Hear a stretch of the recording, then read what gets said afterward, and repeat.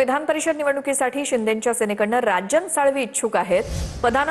पक्षानं संधी दिल्यास जबाबदारी नक्कीच पार पडेल असं राजन साळवी यांचं म्हणणं आहे। मुख्यमंत्री आणि दोन्ही उपमुख्यमंत्र्यांचा निर्णय मान्य असेल असंही त्यांनी सांगितलंय।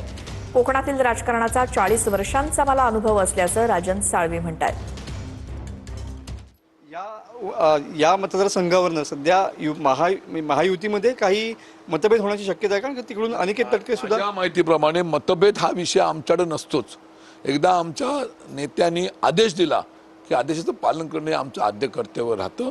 आदेश आला की आम्ही कामाला लागणार आणि महायुतीचा या ठिकाणी उमेदवार जो असेल त्याला आम्ही निवडून आणणार। भरत गोगावले यांचे चिरंजीव सुद्धा या ठिकाणी या जागेसाठी इच्छुक असल्याचं समजतंय।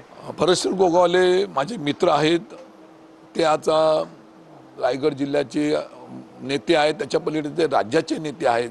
त्यामुळे भरत गोगावले असतील, इकडे उदय सामंत असतील, तिकडे निलेश राणे, दीपक केसरकर असतील, ह्या सर्वांच्या एकमताने जो निर्णय होईल तो आम्हाला आदेश म्हणून मान्यच करावा लागेल।